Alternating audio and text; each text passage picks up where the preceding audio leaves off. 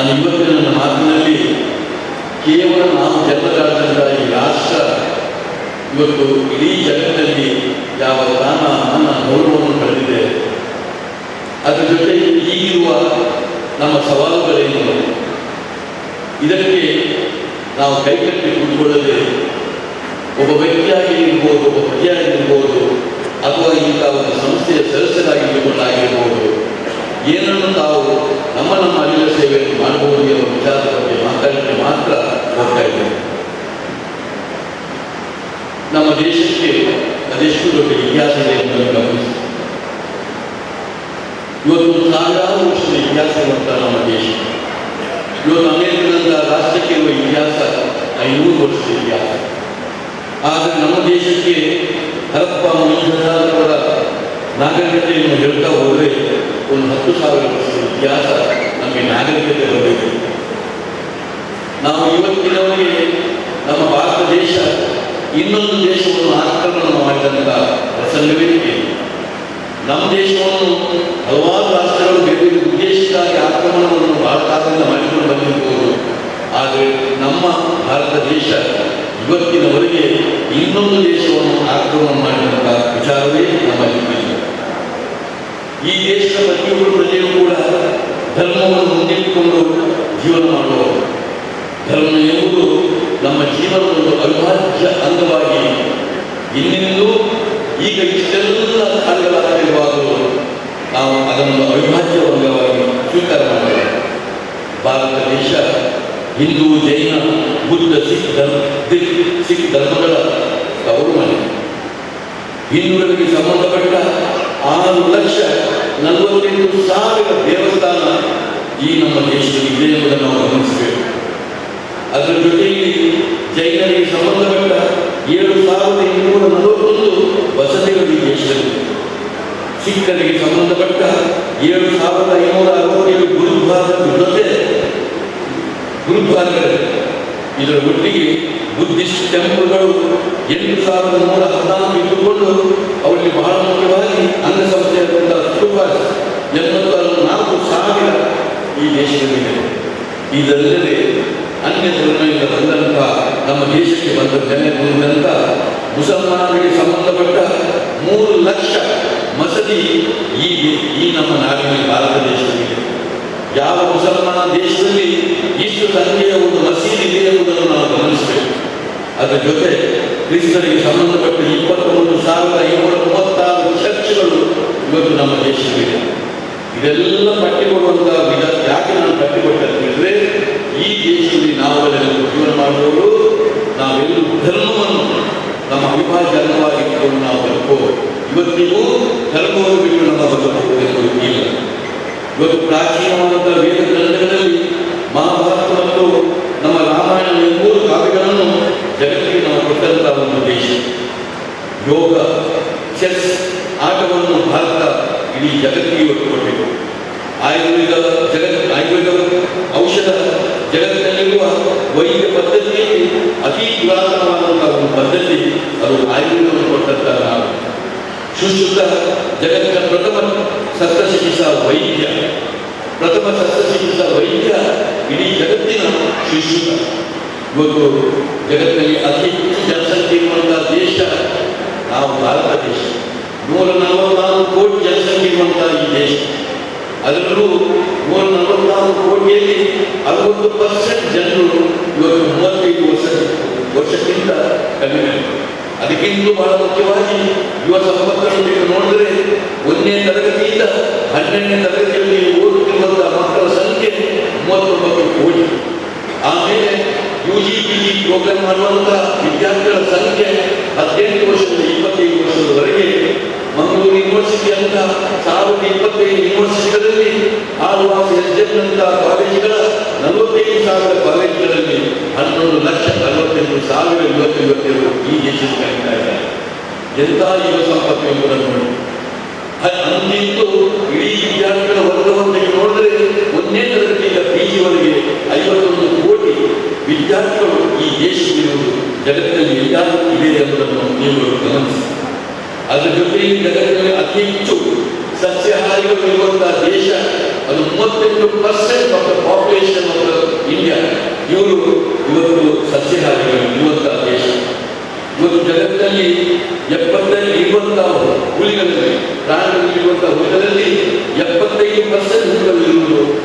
ಭಾರತ ದೇಶದಲ್ಲಿ. ಜಗತ್ತಲ್ಲಿ ಇವತ್ತು ಅತಿ ಹೆಚ್ಚು ಸಿನಿಮಾಗಳನ್ನು ಉತ್ಪಾದಿಸುವಂತಹ ದೇಶ ಅದು ನಮ್ಮ ಭಾರತ ದೇಶ. ಪ್ರಪಂಚದ ಅತಿದೊಡ್ಡ ಪ್ರಜಾಪ್ರಭುತ್ವ ದೇಶ ಅದು ನಮ್ಮ ದೇಶ. ಜಗತ್ತಲ್ಲಿ ಅತಿ ಹೆಚ್ಚು 5,600 ಪತ್ರಿಕೆಗಳಿರುವ ದೇಶ ನಮ್ಮ ಭಾರತ ದೇಶ. ಜಗತ್ತಲ್ಲಿ ಅತಿ ಹೆಚ್ಚು ಹಾಲು ಉತ್ಪಾದಿಸುವಂತಹ ದೇಶ ಅವರು ಹೇಳಿದರೆ ನಮ್ಮ ಭಾರತ ದೇಶ. ಜಗತ್ತಲ್ಲಿ ಅತಿ ಹೆಚ್ಚು ಇಂಗ್ಲಿಷ್ ಮಾತಾಡುವ, ನಮ್ಮ ಭಾಷೆ ಇಂಗ್ಲಿಷ್ನ ಭಾಷೆ ಅಲ್ಲ, ಆದರೆ ಜಗತ್ತಲ್ಲಿ ಅತಿ ಹೆಚ್ಚು ಇಂಗ್ಲಿಷ್ ಮಾತಾಡುವ ದೇಶ ಅವರು ಹೇಳಿದರೆ ಅದು ಭಾರತ ದೇಶ.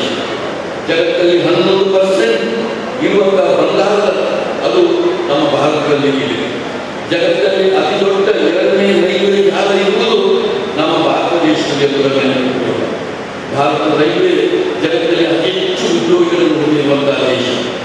12 ಲಕ್ಷ ಸೈನಿಕರನ್ನು ಉಳ್ಳ ಜಗತ್ತಿನ ಅತಿ 2ನೇ ದೊಡ್ಡ ದೇಶ ನಮ್ಮ ಭಾರತ ದೇಶ. ಬ್ರೆಜಿಲ್ನ ನಂತರ ಹೆಚ್ಚು ಸಕ್ಕರೆ ಉತ್ಪಾದಿಸುವಂತಹ ದೇಶ ನಮ್ಮ ದೇಶ.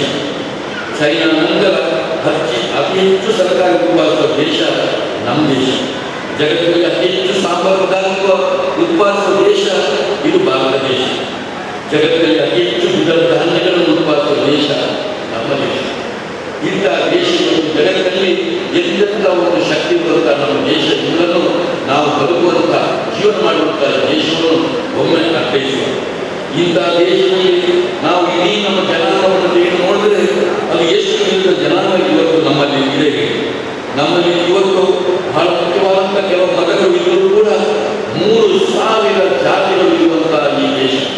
ಈ 3,000 ಜಾತಿಗಳಲ್ಲಿ ಉಪಜಾತಿಗಳು 25,000 ಉಪಜಾತಿಗಳು ಈ ದೇಶದಲ್ಲಿ ಇರುವಂಥದ್ದು.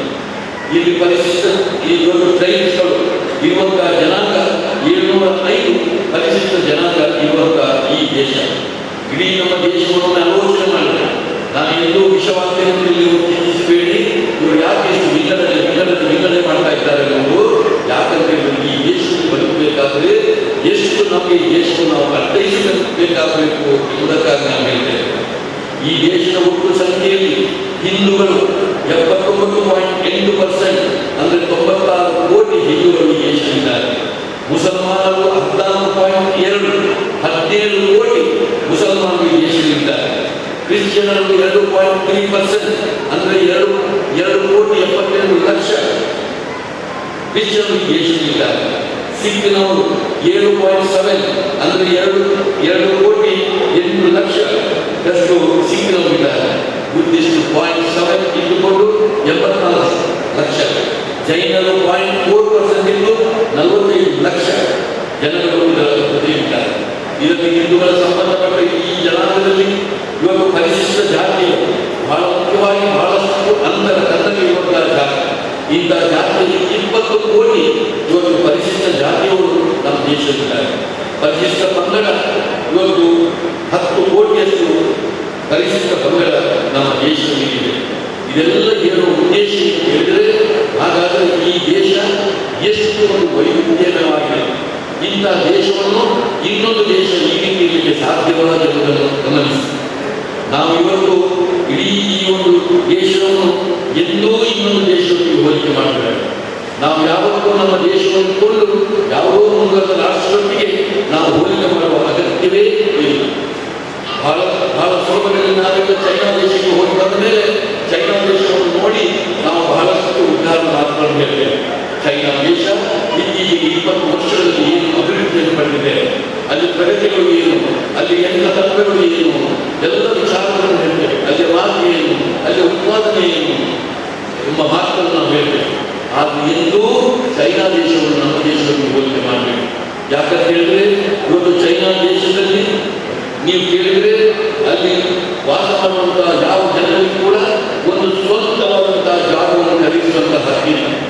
ಒಂದು ಏನಾದರೂ ಬೇಕಿದ್ರೆ 75 ವರ್ಷದ ಲೀಸನ್ನು ತೆಗೆದುಕೊಂಡು ಸರ್ಕಾರ ಯಾವ ಬೇಕು ತೆರವಾಗುವುದನ್ನು ಬಿಟ್ಟುಕೊಡಬೇಕು ಹೊರತು ಸ್ವಂತ ಜಾಗ ನೀಡುವ ಪ್ರಸರವೇ ಇಲ್ಲ. ನಾವು ಇವತ್ತು ಸ್ವಂತ ಜಾಗ ಎಷ್ಟು ಎಕರೆಗೆ ಜಾಗವನ್ನು ಇಟ್ಟುಕೊಂಡು ನಾವು ಏನು ಕಾರಣ ಮಾಡ್ತೇವೆ ಈ ದೇಶಕ್ಕೆ ಎಂಬುದನ್ನು ಗಮನಿಸಿ. ಇಂತಹ ದೇಶದಲ್ಲಿ ಇವತ್ತು ಇಡೀ ಚೈನಾವನ್ನು ತೆಗೆದು ನೋಡಿದರೆ ಪ್ರಜಾಪ್ರಭುತ್ವ ಇರುವುದೇ ಇಲ್ಲ. ಆದರೆ ನಮ್ಮ ದೇಶದಲ್ಲಿ ಇಂಥ ಪ್ರಜಾಪ್ರಭುತ್ವ ಇದೆ ಎಂಬುದನ್ನು ಗಮನಿಸಿ. ಅಲ್ಲಿ ಇಲೆಕ್ಷನ್ ಎಂಬುದೇ ಇಲ್ಲ. ನಮ್ಮ ಇಲೆಕ್ಷನ್ ಕಾಲಗಳನ್ನು ನೀವು ಗಮನಿಸಿ. ಆಮೇಲೆ ಡೆವಲಪ್ಮೆಂಟ್ ವಿಷಯದಲ್ಲಿ ಅಲ್ಲಿ ಯಾವ ಅಡೆತಡೆ ಮಾಡಲಿಕ್ಕೂ ಇಲ್ಲ. ಗವರ್ಮೆಂಟ್ ಏನು ಹೇಳ್ತದೆ ಅದನ್ನು ಅನುಸಾರ ಹೋಗಬೇಕು ಹೊರತು ಯಾವ ಸ್ಟ್ರೈಕನ್ನು ಮಾಡಲಿಕ್ಕಿಲ್ಲ, ಯಾವುದಕ್ಕೆ ಅಡೆತಡೆ ಮಾಡಲಿಕ್ಕಿಲ್ಲ. ಅಡೆತಡೆ ಮಾಡಿದರೆ ಅವರು ಜೈಲಿಗೆ ಹೋಗಿ ನಿಲ್ತಾರೆ.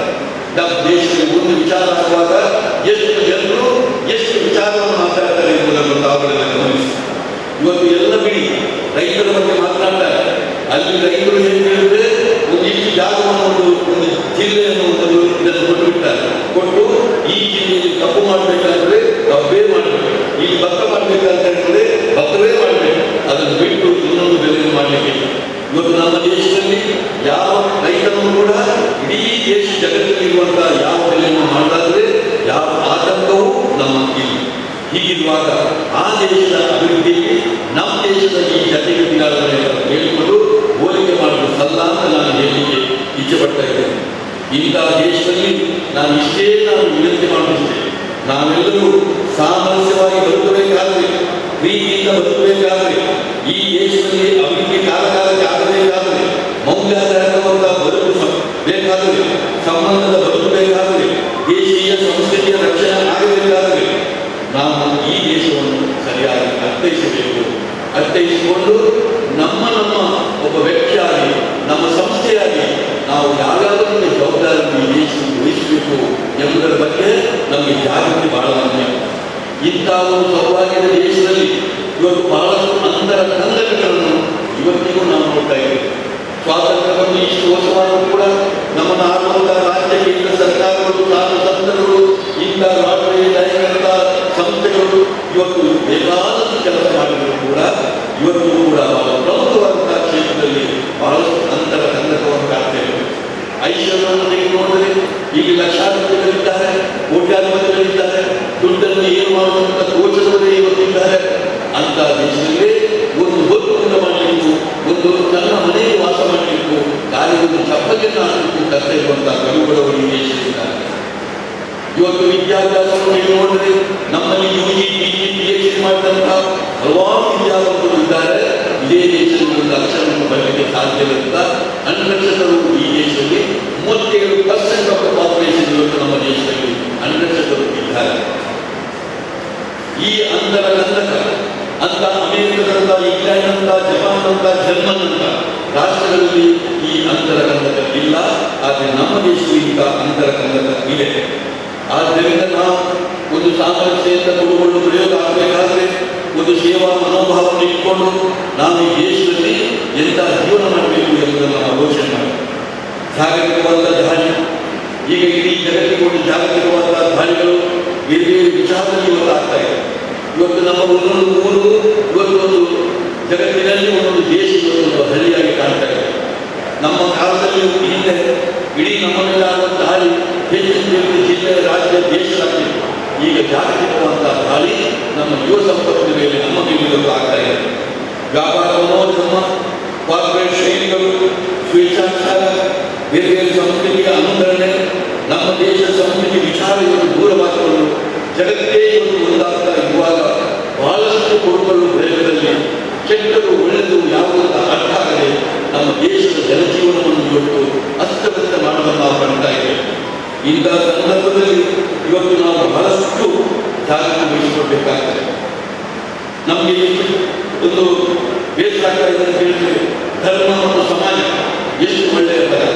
ಆದರೆ ಧರ್ಮ ಇವತ್ತು ಇರುವುದು ಒಂದೇ ಒಂದು ಧರ್ಮ ಜಗತ್ತಲ್ಲಿ, ಅದು ಮಾನವ ಧರ್ಮ.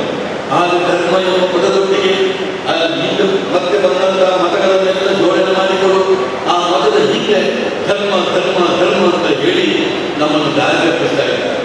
ನಾವು ಇವತ್ತು ಪ್ರತಿಯೊಂದು ಕ್ರೈಸ್ತ ಧರ್ಮ, ಮುಸಲ್ಮಾನ್, ಇಸ್ಲಾಂ ಧರ್ಮ, ಹಿಂದೂ ಧರ್ಮ, ಸಿಖ್ ಧರ್ಮ, ಜೈನ ಧರ್ಮ ಅಂತ ಹೇಳ್ತೇವೆ. ಅದು ಹಿಂದೂ ಧರ್ಮಗಳಲ್ಲ, ಅದು ಧರ್ಮದ ಸ್ವರೂಪ ಇರುವಂತಹ ಮತಗಳು ಎಂದು ನಮಗೆ ಗೊತ್ತಿರಬೇಕು. ಧರ್ಮ ಮತ್ತು ಮತಕ್ಕಿರುವ ವ್ಯತ್ಯಾಸ ನಮಗೆ ಗೊತ್ತಿಲ್ಲದೆ ಇವತ್ತು ಬಹಳಷ್ಟು ಬೇಜಾರುಗಳು ಆಗ್ತಾ ಇದೆ ಈ ದೇಶದಲ್ಲಿ. ಇದರ ಒಟ್ಟಿಗೆ ಜಾತಿ ಮತ್ತು ಸಮಾಜಕ್ಕಿರುವ ಸಂಬಂಧ, ಸಮಾಜದ ಅರ್ಥವೇ ಬಹಳ ದೊಡ್ಡದು. ಇವತ್ತು ಜಾತಿ ಹೇಳಿದರೆ ಅದು ಬೇರೆ ಬರುತ್ತೆ. ಬಂಟರ ಸಮಾಜ, ಬಿಲ್ಲವರ ಸಮಾಜ, ಕ್ರೈಸ್ತರ ಸಮಾಜ, ಮುಸಲ್ಮಾನರ ಸಮಾಜ ಎಂದೂ ಅದು ಸಮಾಜ ಆಗಲಿಕ್ಕೆ ಸಾಧ್ಯವೇ ಇಲ್ಲ. ಅದೆಲ್ಲವೂ ಜಾತಿ ಜಾತಿ ಜಾತಿ ಜಾತಿ ಇದೆಲ್ಲವೂ ಒಟ್ಟಿಗೆ ಸೇರಿಕೊಂಡು ಇರುವಂಥದ್ದೇ ನಮ್ಮ ಒಂದು ಧರ್ಮ ಎಂಬುದು ನಮಗೆ ಗೊತ್ತಿರಬೇಕು. ಇವತ್ತು ಇಂಥ ಪರಿಸ್ಥಿತಿಯಲ್ಲಿ ನಮ್ಮನ್ನು ಕಾಪಾಡಿಕೊಂಡು ಹೋಗ್ತಿರುವಂತಹ ಎಲ್ಲ ಧರ್ಮದ ಗುರುಗಳು, ನಾನು ಅವರಿಗೂ ಅಂತ ಹೇಳುವುದಿಲ್ಲ, ಎಲ್ಲ ಧರ್ಮದ ಗುರುಗಳು ಇಡೀ ಒಂದು ಧರ್ಮದಲ್ಲಿ ಹೇಗೆ ಬದುಕಬೇಕು, ಸಾಮರಸ್ಯದಲ್ಲಿ ಬದುಕಬೇಕು ಎಂಬುದನ್ನು ಹೇಳ್ತಾ ಇದ್ದಾರೆ. ಹಾಗಾಗಿ ಇವತ್ತು ನಮ್ಮ ಕಾಲಘಟ್ಟದಲ್ಲಿ ನಾವು ನೋಡ್ತಾ ಇರುವಾಗ ಧರ್ಮ ಗುರುಗಳು ಧರ್ಮದ ಬೋಧನೆ ತತ್ವವನ್ನು ಸರಿಯಾಗಿ ಹೇಳದೆ ನಮ್ಮನ್ನು ವಿಂಗಡಿಸಿಕೊಂಡು ಬೇರ್ಪಡಿಸಿಕೊಂಡು ನಮ್ಮಲ್ಲಿ ಬಹಳಷ್ಟು ಒಂದು ಅಂತರ ಕಂದಕಪರವಾಗಿ ಮಾಡಿಕೊಂಡು ವಿಷವನ್ನು ಹಾಕುವುದನ್ನು ಎಲ್ಲ ಧರ್ಮದ ಗುರುಗಳನ್ನು ನಾವು ನೋಡ್ತಾ ಇದ್ದೇವೆ. ಇದು ಬಹಳ ಮುಖ್ಯವಾಗಿ ಇವತ್ತು ಜಾತಿ ಆಧಾರದಲ್ಲಿರುವಂತಹ ಯಾವುದೇ ಮುಖ್ಯಸ್ಥರಿರ್ಬೋದು, ಅಧ್ಯಕ್ಷರುಗಳಿರ್ಬೋದು, ಇವರೆಲ್ಲರೂ ನಮ್ಮ ಜಾತಿ ಒಟ್ಟನ್ನು ಮಾಡಿಕೊಂಡು ನಮ್ಮಲ್ಲಿ ಸಾಮರಸ್ಯವಾದಂತಹ ಬದುಕನ್ನು ಮಾಡಬೇಕು. ಆಗ ನಮ್ಮ ದುರಾದೃಷ್ಟ ನಮ್ಮ ಜಾತಿಯ ಮುಖಂಡರುಗಳು ನಮ್ಮನ್ನು ಬೇರೆ ಬೇರೆ ಮಾಡಿಕೊಂಡು ನಮಗೆ ಅಂತರ ಕಂದಕ ಮಾಡುವಂತಹ ಕೆಲಸ ಈ ನಾಡಿನಲ್ಲಿ ಆಗ್ತಾ ಇದೆ. ಅದರ ಜೊತೆ ನಮ್ಮನ್ನೆಲ್ಲ ಕಾಪಾಡಿಕೊಂಡು ಹೋಗಬೇಕಾದವರು ರಾಜಕೀಯ ವ್ಯಕ್ತಿಗಳು, ರಾಜಕೀಯ ಪಕ್ಷಗಳು. ಹಾಗೆ ಇವತ್ತು ಯಾವ ರಾಜಕೀಯ ಪಕ್ಷವನ್ನು ನೋಡ್ತಿದ್ದೀವಿ, ಇವತ್ತು ಅವರ ಓಟಿಗಾಗಿ ಅವರ ಗೆಲುವಿಗಾಗಿ ಇಡೀ ನಮ್ಮ ಎಲ್ಲ ಜನಾಂಗವನ್ನು ಬೇರ್ಪಡಿಸಿಕೊಂಡು ವಿಷ ಹಾಕಿಕೊಂಡು ನಮ್ಮನ್ನು ಬೇರ್ಪಡಿಸಿಕೊಂಡು ಹೇಗೆ ಅವರಿಗೆ ಓಟನ್ನು ಸಿಕ್ಕಿಸಿಕೊಂಡು ಎಂಬುದರ ಒಂದು ತಾರತಮ್ಯದಲ್ಲಿ ಇಟ್ಟುಕೊಂಡು ಇಡೀ ಒಂದು ರಾಜಕೀಯ ಶಕ್ತಿಗಳೊಂದಿಗೆ ನಮಗೆ ಒಂದು ದೂರವಾಗಬೇಕು ಬಂದಿದೆ. ಇವಾಗ ಇದನ್ನೆಲ್ಲ ನಾವು ನೋಡ್ತಾ ಇದ್ದೇವೆ. ನ್ಯಾಯಾಂಗ ವ್ಯವಸ್ಥೆಯನ್ನು ನೋಡಿದರೆ ಬಹಳಷ್ಟು ಕರಪ್ಷನ್ ಆದದ್ದನ್ನು ನಾವು ನೋಡ್ತೇವೆ. ರಾಜಕೀಯ ವ್ಯವಸ್ಥೆ ಇಡೀ ಕರಪ್ಷನ್ ಅಲ್ಲಿ ನಾವು ನೋಡ್ತಾ ಇದ್ದೇವೆ. ಇವತ್ತು ಈಗೆಲ್ಲ ಇರುವಾಗ ನಮ್ಮಲ್ಲಿ ಬಹಳ ಮುಖ್ಯವಾಗಿ ಒಂದು ವೃತ್ತಿ ಧರ್ಮ ಇರ್ಬೋದು, ಅದು ನಮ್ಮ ಒಂದು ವೈದ್ಯಕೀಯ ಕ್ಷೇತ್ರದ ಒಂದು ವೃತ್ತಿ ಧರ್ಮ ಇರ್ಬೋದು, ಅಥವಾ ನಮ್ಮ ವಿದ್ಯಾಕ್ಷೇತ್ರದ ವೃತ್ತಿ ಧರ್ಮ ಇರ್ಬೋದು. ಇದು ಕೂಡ ಇವತ್ತು ನಮ್ಮಿಂದ ದೂರವಾಗಿ ಕಾರ್ಪೊರೇಟ್ ಶೈಲಿಗೆ ಹೋಗಿ ವೃತ್ತಿ ಧರ್ಮವು ಇವತ್ತು ದೂರವಾಗ್ತಾ ಇದೆ. ಇವತ್ತು ವಿದ್ಯಾಕ್ಷೇತ್ರದ ಮೌಲ್ಯವನ್ನು ಕಳೆದುಕೊಂಡು ಇವತ್ತು ವ್ಯಾಪಾರೀಕರಣ ಆಗ್ತಾ ಇದೆ. ಇವತ್ತು ನಮ್ಮ ಇಡೀ ಆರೋಗ್ಯ ಕ್ಷೇತ್ರವು ಕೂಡ ನಮ್ಮಿಂದ ಕೈ ತಪ್ಪಿ ಕಾರ್ಪೊರೇಟ್ ಶೈಲಿಗೆ ಹೋಗಿ ಅದು ಕೂಡ ಇವತ್ತು ವ್ಯಾಪಾರ ಆಗ್ತಾ ಇದೆ. ಇದರ ಜೊತೆ ನಮ್ಮ ಮನಸ್ಸನ್ನು ಕಟ್ಟುವ ಒಟ್ಟು ಮಾಡುವಂತಹ ಯಾವ ಕಲೆಗಳು ಕೂಡ ಇದೆ, ಅದು ಕೂಡ ಇವತ್ತು ಕರಪ್ಟ್ ಆಗ್ತಾ ಹೋಗಿದೆ.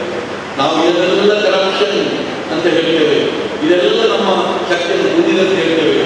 ನಮ್ಮ ಇಡೀ ಮನಸ್ಸನ್ನು ಕಟ್ಟುವ, ನಮ್ಮನ್ನು ಇಡೀ ಒಟ್ಟು ಮಾಡುವಂಥ, ನಮ್ಮದೊಂದು ಒಳ್ಳೆಯ ಒಂದು ಚೇತನ ಕೊಡುವಂಥ, ಇಚ್ಛಾಶಕ್ತಿಯನ್ನು ಕೊಡುವಂಥ ನಮ್ಮ ಸಾಹಿತ್ಯದ ಕಲೆಯನ್ನು ತೆಗೆದುಕೊಳ್ಳುವ, ಜಾನಪದದ ಕಲೆಯನ್ನು ತೆಗೆದುಕೊಳ್ಳುವ, ಇದು ಕೂಡ ಇವತ್ತು ಕರಪ್ಟ್ ಆಗಿ ಇವತ್ತು ಕಲಾವಿದರು ಕರಪ್ಷನ್ ಆದ ಇವತ್ತು ನೋಡುವಂಥ ಪ್ರೇಕ್ಷಕರು ನಮ್ಮ ಕೈತಪ್ಪಿ ಹೋಗ್ತಾ ಇದೆ. ಕೈತಪ್ಪಿ ಹೋಗಿಕೊಂಡು ಇದು ಕೂಡ ನನ್ನ ಕೆಲಸವನ್ನು ಪ್ರಾಮಾಣಿಕವಾಗಿ ಮಾಡಬೇಕು. ಇಂತಹ ಕಾಲಘಟ್ಟದಲ್ಲಿ ಇಂತಹ ಒಂದು ದೇಶಕ್ಕೆ ಬದುಕುವಂತಹ ನಾವು ಎಂದೂ ನಾವು ನಿಸ್ಸಹಾಯಕರಾಗ. ನಾನು ಇಷ್ಟೆಲ್ಲ ಈ ದೇಶದ ಬಗ್ಗೆ ಹೇಳಿಕೊಂಡು ಈಗಿರುವ ಎಲ್ಲ ನಮ್ಮ ಚಿತ್ರವನ್ನು ನಿಮ್ಮ ಕಣ್ಣ ಮುಂದೆ ಇರುವಾಗ ನೀವು ನಿರಾಶರಾಗಬೇಕು, ಎಂದೂ ನಿರಾಶರಾಗಬೇಕು. ಇದು ನಾವು ನಿಸ್ಸಹಾಯಕರಾಗಬಾರದು. ನಾವು ಕಾಲದ ಪರಿಸ್ಥಿತಿಗೆ ಕೈಗಟ್ಟಿ ಕೂಡಿಕೊಳ್ಳಲೇಬಾರದು. ಕಾಲ ಕೆಟ್ಟು ಹೋಗಿದ್ದನ್ನು ಮಾತ್ರನೇ ಕೇಳಬಾರದು. ನಾವು ನಿರಾಶವಾಗಿ ಆಗದೆ ಆಶಾವಾದಿಗಳ ನಾವು ಇವತ್ತು ಒಬ್ಬ ಆದರ್ಶ ವ್ಯಕ್ತಿಯಾಗಿ ಇಂತಹ ಒಂದು ಸಂಸ್ಥೆಯಾಗಿ ನಾವು ಸದಸ್ಯರಾಗಿ ನಮ್ಮ ಪರಿಸರದಲ್ಲಿ ಆದರ್ಶವಂತ ಜೀವನವನ್ನು ಮಾಡಿ, ಆದರ್ಶವಂತ ಕೆಲಸವನ್ನು ಮಾಡಿ, ನಾವು ಮನುಷ್ಯರಾಗಿ ನಮಗೆ ದೇವರು ಕೊಟ್ಟಂತಹ ಕಣ್ಣು, ಆ ಕಿವಿ, ಆ ಬಾಯಿ, ಆ ಹೃದಯ, ಆ ಮನಸ್ಸನ್ನು ನಿರ್ಮಲವಾಗಿ ಇಟ್ಟುಕೊಂಡು ಆ ಅಂಕ ಕಣ್ಣಿನಲ್ಲಿ ಇದರಲ್ಲೆಲ್ಲ ಸಂಸ್ಕಾರವನ್ನು ದೇವರು ಕೊಟ್ಟಿದ್ದಾರೆ. ಸಂಸ್ಕಾರ ಕೊಟ್ಟಂತಹ ಕಣ್ಣಿದ್ದು ಕೂಡಲಾಗಬಾರದು, ಕಿವಿದ್ದು ಕಿವುಡಾಗಬಾರದು, ಬಾಯಿದ್ದು ಮೂಗರಾಗಬಾರದು. ಆ ಹೃದಯದಲ್ಲಿ ಹೃದಯಕ್ಕೆ ತುಂಬಿಸಬೇಕು, ಮನಸ್ಸನ್ನು ಸ್ವಚ್ಛವಾಗಿ ಇಡಬೇಕು. ಇಟ್ಟು ನಮ್ಮ ಪರಿಸರದಲ್ಲಿ ಏನು ವ್ಯಕ್ತಿಯಾಗಿ ಅಥವಾ ಒಂದು ಸಂಸ್ಥೆಯ ಮುಖಾಂತರವಾಗಿ ನಾವು ಏನು ಮಾಡಬಹುದು ಎಂಬುದರ ಬಗ್ಗೆ ನಾವು ಮಾಡಬೇಕಾದ ನಾವು ಕರ್ತವ್ಯ. ಯಾಕೆಂದರೆ ದೇವರು ನಮಗೆ ಮೂರು ವರ್ಷ ಆಯುಷ್ಯನ್ನು ಕೊಟ್ಟಿದ್ದಾರೆ. ಪ್ರಾಣಿಗಳಿಗಿಂತ ಭಿನ್ನವಾದಂತಹ ಶಕ್ತಿಯನ್ನು ನಮಗೆ ಕೊಟ್ಟಿದ್ದಾರೆ. ಹಾಗಿರುವಾಗ ನಾವು ಖಂಡಿತ ಇದು ಏನನ್ನಾದರೂ ಮಾಡಬಹುದು. ವ್ಯಕ್ತಿಗಳ ಹಕ್ಕು ಮತ್ತು ಕರ್ತವ್ಯ ಜೊತೆಯಾಗಿ ಹೋಗಬೇಕು. ನಾವು ವ್ಯಕ್ತಿಗಳ ಹಕ್ಕುಗಳ ಬಗ್ಗೆ ಮಾತಾಡ್ತೇವೆ, ಆದರೆ ಕರ್ತವ್ಯದ ಬಗ್ಗೆ ಮಾತನಾಡಬೇಕು. ಇವತ್ತು ಹಕ್ಕು ಮತ್ತು ಕರ್ತವ್ಯ ಇದು ಜೊತೆಯಾಗಿ ಹೋಗಬೇಕು. ಕಾನೂನು ಮತ್ತು ನ್ಯಾಯ ಇದರ ಅಂತರ ಜಾಸ್ತಿ ಆಗಬಾರದು. ಇವತ್ತು ಕಾನೂನು ಮತ್ತು ನ್ಯಾಯ ಇದರ ಅಂತರ ಜಾಸ್ತಿ ಆಗ್ತಾ ಇದೆ, ಇದು ಎಂದೂ ಜಾಸ್ತಿ ಆಗ್ತಾರೆ. ನ್ಯಾಯ ಎಂದರೆ ಕಾನೂನು, ಕಾನೂನಲ್ಲಿ ನ್ಯಾಯ ಎಂಬ ಪರಿಸ್ಥಿತಿ ಈ ದೇಶದಲ್ಲಿ ನಿರ್ಮಾಣ ಆಗಬೇಕು. ನಮ್ಮ ದೇಶೀಯ ಆಡಳಿತದಲ್ಲಿ ಕಾನೂನಿನಲ್ಲಿ ಸತ್ಯ, ಧರ್ಮ, ನ್ಯಾಯಕ್ಕೆ ಸಂಪೂರ್ಣ ಗೌರವ. ಇದನ್ನು ಸರಿಯಾಗಿ ನಾವು ಕೇಳಬೇಕು. ನಮ್ಮ ದೇಶೀಯ ಆಡಳಿತದಲ್ಲಿ ಕಾನೂನಿನಲ್ಲಿ ಸತ್ಯ, ನ್ಯಾಯ, ಧರ್ಮಕ್ಕೆ ಇವತ್ತು ಬೇಕಾದಷ್ಟು ಗೌರವ. ಆದರೆ ಪಾಶ್ಚಾತ್ಯ ರಾಷ್ಟ್ರದಲ್ಲಿ ಕಾನೂನಿಗೆ ಜಾಸ್ತಿ ಗೌರವ, ಇದು ನಾವು ನೆನಪಿಟ್ಟುಕೊಳ್ಬೇಕು. ಆದ್ದರಿಂದ ಇಂದು ನಾವು ಸತ್ಯ ನ್ಯಾಯ ಧರ್ಮವನ್ನು ಬಿಟ್ಟು ನಮ್ಮ ಜೀವನ ಇಲ್ಲ, ನ್ಯಾಯ ಇಲ್ಲ ಎಂಬುದು ನಮಗೆ ಗೊತ್ತಿರಬೇಕು. ಅದರ ಜೊತೆಗೆ ಅಪಾಯಕಾರಿ ವಿಚಾರ ಅಂತ ಹೇಳಿದ್ರೆ ನಮ್ಮ ದೇಶದ ಯುವ ಶಕ್ತಿಯ ಮೇಲೆ ಇಡೀ ಜಗತ್ತು ರಣ ಹತ್ತಿನಾಗಿ ಕಾಯ್ತಾ ಇದೆ. ಆದ್ದರಿಂದ ಯುವ ಶಕ್ತಿ ಇಂದು ನಮ್ಮ ದೇಶದ ಪಲಾಯನ ಆಗದಾಗೆ ಅವರನ್ನು ರಕ್ಷಣೆ ಮಾಡಿಕೊಳ್ಳುವಂತಹ ಅನಿವಾರ್ಯತೆ ಈ ರಾಜ್ಯ ಸರ್ಕಾರ, ಕೇಂದ್ರ ಸರ್ಕಾರಕ್ಕೆ ನಮಗೆಲ್ಲರೂ ಇದೆ ಎಂಬುದನ್ನು ನೆನಪಿಟ್ಟುಕೊಳ್ಬೇಕು. ಯಾಕೆಂದರೆ ನಾನು ಹೇಳುವಂತಹ ರಾಷ್ಟ್ರಗಳನ್ನು ಗಮನಿಸಿ, ಇದೆಲ್ಲ ಗಮನಿಸಿದರೆ ನಿಮಗೆ ಅರ್ಥವಾಗ್ತದೆ. ಇವತ್ತು ಒಂದು ಅಮೆರಿಕ ನಮ್ಮಿಂದ 4 ಪಟ್ಟು ದೊಡ್ಡದು, ಅಲ್ಲಿರುವ ಜನಸಂಖ್ಯೆ ಎಷ್ಟು ಕೇಳಿದ್ರೆ 36,18,00,000. ಇವತ್ತು ನಮ್ಮಿಂದ 6 ಪಟ್ಟು ದೊಡ್ಡದಿರುವಂತಹ ಆಸ್ಟ್ರೇಲಿಯಾದಲ್ಲಿರುವ ಜನಸಂಖ್ಯೆ ಎಷ್ಟು? 2,60,00,000. ಇವತ್ತು ನಮ್ಮನ್ನು ಆಳಿದಂತ ದೀರ್ಘಕಾಲ ಆಳಿದಂತ ಇಂಗ್ಲೆಂಡ್ನ ಜನಸಂಖ್ಯೆ ಎಷ್ಟು ಕೇಳಿದ್ರೆ 6,70,00,000. ನಮ್ಮ ಜನಸಂಖ್ಯೆ ಇವತ್ತು 144 ಕೋಟಿ. ಅದನ್ನು ಯುವ ಸಂಪತ್ತು ವಿದ್ಯಾರ್ಥಿಗಳು 51 ಕೋಟಿ. ಹಾಗಿರುವಾಗ ಆ ದೇಶದಲ್ಲಿ ಎಲ್ಲ ಇವತ್ತು ಮುಕ್ಕಿನ ದೇಶವಾಗಿರುವುದು, ಅಲ್ಲಿ ಯುವ ಸಂಪತ್ತೇ ಎಂಬುದು ಇಲ್ಲ. ಹಾಗಿರುವಾಗ ಆ ದೇಶಗಳೆಲ್ಲವೂ ಇವತ್ತು ನಮ್ಮ ದೇಶದ ಮೇಲೆ ಹದ್ದಿನಾಗಿ ಕಣ್ಣು ಹಾಕಿ ಕೊಡ್ತಾ ಇದೆ. ಇವತ್ತು ವಿದ್ಯಾಭ್ಯಾಸದ ನೆಪದಲ್ಲಿ, ಉದ್ಯೋಗದ ನೆಪದಲ್ಲಿ, ಐಷಾರಾಮ ಜೀವನದ ನೆಪದಲ್ಲಿ ಇವತ್ತು ಬೇರೆ ಬೇರೆ ರೀತಿಯ ಆಶೆಯನ್ನು ತೋರಿಸಿಕೊಂಡು ನಮ್ಮ ಮಕ್ಕಳನ್ನು ಅಲ್ಲಿ ಆಹ್ವಾನ ಮಾಡ್ತಾರೆ. ನಾವು ಬಹಳ ಐಷಾರಾಮವಾಗಿ ಇಡೀ ಜಗತ್ತಿನಲ್ಲಿ ನಮ್ಮ ಮಕ್ಕಳನ್ನು ಕಲಿಸಿ ನಾವು ಅವರಿಗೆ ವಿದ್ಯಾಭ್ಯಾಸವನ್ನು ಕೊಡಲಿಕ್ಕೆ, ಉದ್ಯೋಗ ಕೊಡಲಿಕ್ಕೆ ಹೋಗ್ತಾ ಇದ್ದೇವೆ. ಕೊನೆಗೆ ಒಂದು ಗತಿ ಬರ್ತದೆ, ಅಲ್ಲಿ ಕಲಿತಾದ ಮೇಲೆ, ಉದ್ಯೋಗ ಕಲಿತ ಮೇಲೆ, ಆಮೇಲೆ ಅವರ ದಾಂಪತ್ಯ ಜೀವನ ಏನು ಎಂಬ ಪ್ರಶ್ನೆ ಬರ್ತದೆ. ಹೀಗೆ ಬರುವಾಗ ಎಲ್ಲವೂ ತಲೆಗೆ ಆಗಿ ನಮ್ಮ ದೇಶದ ಈ ಸಂಸ್ಕೃತಿ, ನಮ್ಮ ಭಾಷೆ, ನಮ್ಮ ಎಲ್ಲ ವಿಚಾರಗಳಿಂದ ದೂರವಾಗಿ ಇಡೀ ಜಗತ್ತೇ ಒಂದು ಏನೋ ಒಂದು ಗೊಬ್ಬರಾಟ ಆಗಿ ಬಿದ್ದದೆ ಎಂಬುದನ್ನು ನೆನಪಿಸಬೇಕು. ಹಾಗಿರುವಾಗ ನಮ್ಮ ಯುವ ಸಂಪತ್ತು ಎಂದೂ ನಮ್ಮ ದೇಶದಿಂದ ಬದಲಾಗದಾಗೆ, ನಮ್ಮ ದೇಶಕ್ಕೆ ಎಂದೂ ಯಾರು ಕಣ್ಣಿಡದಾಗೆ ನಾವು ಬಹಳ ಜಾಗರೂಕತೆಯಿಂದ ಕಾಪಾಡಬೇಕಾದ್ದು ನಮ್ಮ ಧರ್ಮ. ಆದ್ದರಿಂದ ಇದು ನಮ್ಮ ಮನೆಯಲ್ಲಿ ಇರುವಂತಹ ಯುವ ಸಂಪತ್ತು ಏನಿದೆ ಅದನ್ನು ಜನ್ಮ ಕೊಟ್ಟಂತಹ ತಂದೆ ತಾಯಿ ರಕ್ಷಣೆ ಮಾಡಬೇಕು. ಇದನ್ನು ನಮ್ಮಂತಹ ವಿದ್ಯಾಸಂಸ್ಥೆಗೆ ಕಲಿಯುವಂತಹ ವಿದ್ಯಾರ್ಥಿಗಳನ್ನು ನಾವು ರಕ್ಷಣೆ ಮಾಡಬೇಕು. ಇದರ ಜೊತೆ ನಮ್ಮ ರಾಜ್ಯ, ಕೇಂದ್ರ ಸರ್ಕಾರಗಳು ನಮ್ಮಂತ ಎಲ್ಲ ತಪ್ಪುಗಳು ನಮ್ಮ ಯುವ ಶಕ್ತಿಗೆ ಸರಿಯಾದ ಮಾರ್ಗದರ್ಶನ ಕೊಟ್ಟು ಅವರು ಈ ದೇಶಕ್ಕೆ ರಕ್ಷಣೆ ಮಾಡಿಕೊಂಡು ನಮ್ಮ ದೇಶವನ್ನು ಕಾಲಕಾಲದಲ್ಲಿ ನಾವು ಮೇಲ್ದರ್ಜೆಗೆ ಕೊಂಡೋಗಿ ಅದನ್ನು ಚಲಾವಣೆಯಿಂದ ನಾಣ್ಯವಾಗಿ ನಾವು ಪರಿವರ್ತಿಸಬೇಕು. ನಾವು ಇನ್ನೂ ಈ ದೇಶ ಕಾಲವನ್ನು ಎದುರಿಸಲಾಗದೆ ಚಲಾವಣೆಯಿಂದಂತಹ ಸಹೋದರ ನಾಣ್ಯ ಆಗಬಾರದು. ನಾವೆಲ್ಲರೂ ಪ್ರತಿ ವರ್ಷ ಅಪ್ಡೇಟ್ ಆಗ್ತಾ ಚಲಾವಣೆಗಿದ್ದಂತಹ ನಾಣ್ಯವಾಗಿ ಜಗತ್ತಿನಲ್ಲಿದ್ದಂತಹ ನಮ್ಮ ಹಿರಿಯ ಜನತೆಯನ್ನು ನಾವು ಇಟ್ಕೊಳ್ಬೇಕು. ಇದೆಲ್ಲವನ್ನು ನಾವು ಮಾಡಬೇಕಾಗುತ್ತೆ. ಕೊನೆಗೆ ಒಂದು ಕಥೆ ಹೇಳಿ ನನ್ನ ಮಾತನ್ನು ಮುಗಿಸ್ತೇನೆ. ಯಾಕೆಂದರೆ ಪ್ರತಿ ಪಾಠದವರಿಗೆ ಒಂದು ಕಥೆಯನ್ನು ಬಿಟ್ಟರೆ ಬಹಳ ಸಾಧ್ಯ. ಆದ್ದರಿಂದ ಒಂದು ಕಥೆಯನ್ನು ಹೇಳಿ ನಾನು ನನ್ನ ಮಾತನ್ನು ಮುಗಿಸ್ತೇನೆ. ಇದು ನಾನು ಯಾವಾಗಲೂ ಇಚ್ಛೆ ಪಟ್ಟಂತ ಒಂದು ಕಥೆ. ಇಷ್ಟೆಲ್ಲ ಆಗುವಾಗ ನನ್ನಂತ ಒಬ್ಬ ಏಕ ವ್ಯಕ್ತಿ, ನಾನು ನನ್ನ ಈ ಸಂಪತ್ತಿನಲ್ಲಿ, ನನ್ನ ಈ ಜಾಗದಲ್ಲಿ ನಾನು ಏನು ಮಾಡಲಿಕ್ಕೆ ಸಾಧ್ಯ ಹೇಳಿ ನಾವು ನಮ್ಮಷ್ಟಕ್ಕೆ ನಿರಾಶೆ ಆಗ್ತದೆ. ಇದಕ್ಕೊಂದು ಕಥೆ ಹೇಳಿದ್ರೆ, ಒಂದು ಊರಿನಲ್ಲಿ ಒಂದು ಗುಬ್ಬಚ್ಚಿ ಹಕ್ಕಿ ಸಂಜೆ ಹೊತ್ತಿನಲ್ಲಿ 2 ಕಾಲಗಳಿಗೆ ನೆಲೆಸಿಕೊಂಡು ಮಾರ್ಗದಲ್ಲಿ ಮಲಗಿದ್ದಾರೆ. ದಾರಿಯಲ್ಲಿ ಹೋಗುವಂತಹ ಒಬ್ಬ ವ್ಯಕ್ತಿ ಆ ಗುಬ್ಬಚ್ಚಿಯನ್ನು ಮಾತನಾಡಿಸ್ತಾರೆ. ಗುಬ್ಬಚ್ಚಿ 2 ಕಾಲಗಳಿಗೆ ಮೇಲಿಟ್ಟು ಮಲಗಿದೆಯಲ್ಲ, ಆಕಾಶಕ್ಕೆ ಕಾಲಕ್ಕೆ ಮಲಗಿದೆಯಲ್ಲ, ಯಾಕಕ್ಕೆ ಅಂತ ಕೇಳ್ತಾರೆ. ಆಗ ಗುಬ್ಬಚ್ಚಿ ಮಾತಾಡ್ತಾರೆ, ಒಂದು ಗಾಳಿ ಸುದ್ದಿದೆ. ಇವತ್ತು ಸಂಜೆ ಹೊತ್ತಿನಲ್ಲಿ ಆಕಾಶ ನೆಲಕ್ಕೆ ಬೀಳ್ತದೆ ಎಂಬ ಗಾಳಿ ಸುದ್ದಿ.